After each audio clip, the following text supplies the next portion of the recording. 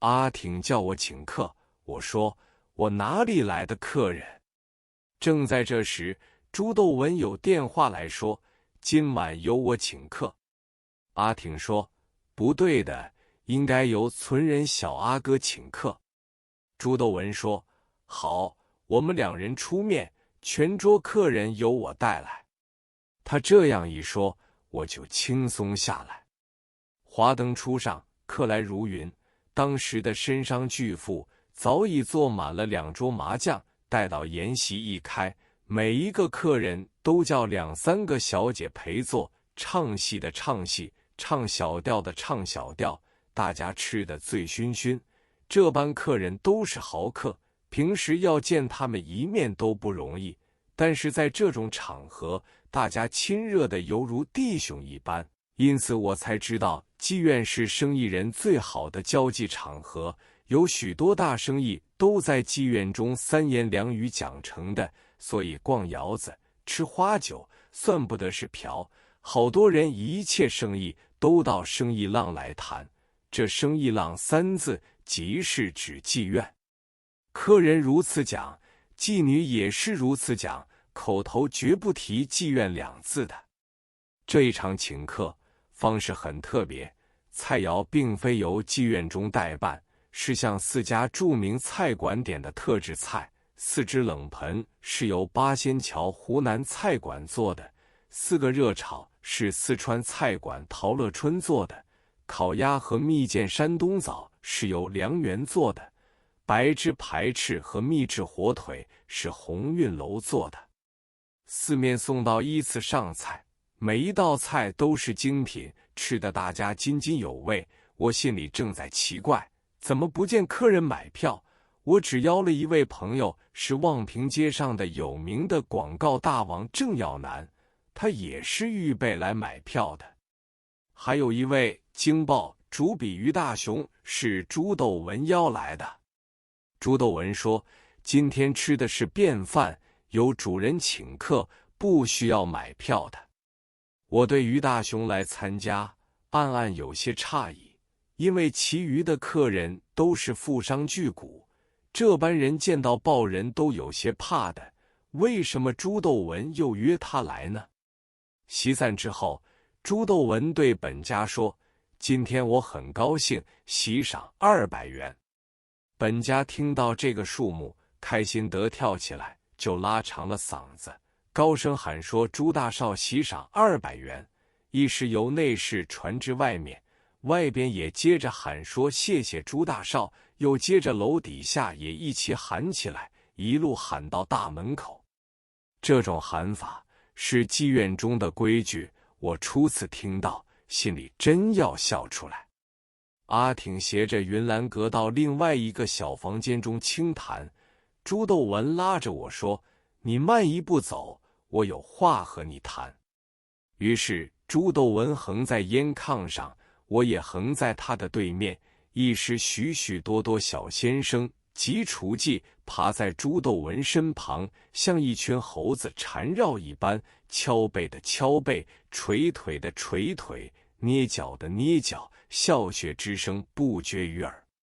朱斗文本是上海的豪富，这时他穿了一身格子纺绸上下装，左手指上戴了一只钻戒，右手指上戴了一个翡翠戒。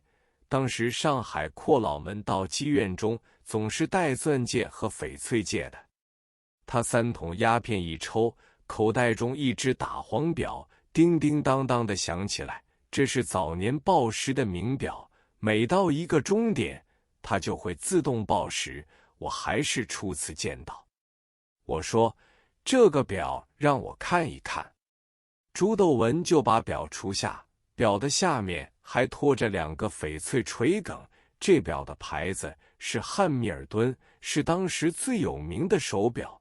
我看了爱不忍释。朱斗文说，你既欢喜，我就连翡翠梗一起送给你吧。我说，无功不能受禄，断断不敢接受。朱斗文并出一群小先生，轻轻地说，这一次你把阿挺说服，移情于云兰阁，连神经都正常了，你的功劳真是了不得。因为那天阿挺在群玉坊萧红的干娘房中猛吞1罐生鸦片，毒发出部，直将由救生车抬出去，整个群玉坊都轰动了。堂子里的人传话最快，都说阿挺已经吞生鸦片淹死了。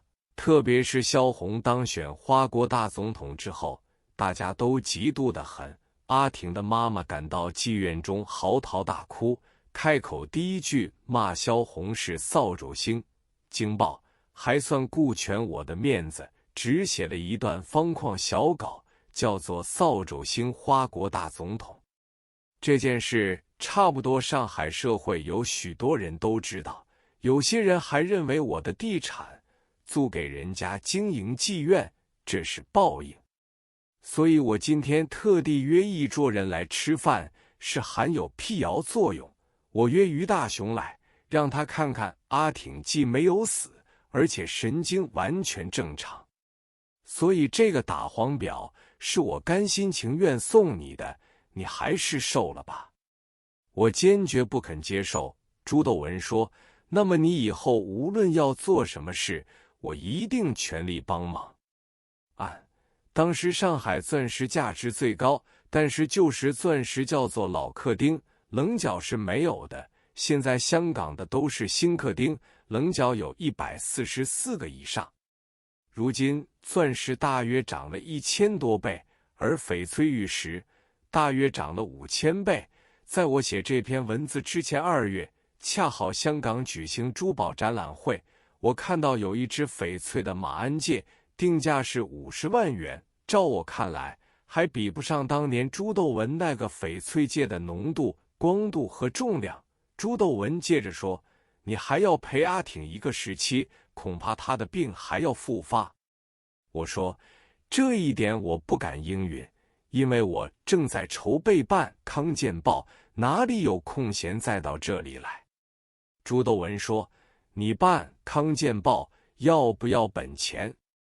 我说，本钱有限，倒是拉广告维持经常开支很困难。朱斗文说，我再请一桌花酒，约中西药业中人，包起你的广告也就算了。我心里想，这种事最费唇舌，断没有如此容易。隔了3天，朱斗文果然又大请客，约的是黄楚九、袁鹤松、周邦俊、陈楚香、雷显之等。郑耀南听到这个消息，早由他的商业广告公司预备了8份广告合同。他说，我也要做些生意，合同签下之后略取佣金，由我带你把广告稿收集，每月广告费归我来收。这种广告，老板即使签字，底下的人有种种阻碍，你是不会应付的。我说，好极。宴席一开，客人翩然而来，每一个人叫了2、3个妓女，歌声琴声齐作。我心想，在这种情况之下，怎样会把我的事讲得好？不料朱斗文只轻轻松松的3、5句话，把我要办《康健报》请大家登一些广告的事就说明了。大家齐声说，这个没有问题。朱斗文就拿出合约，他们拿起来看也不看上面的数目，就签了字。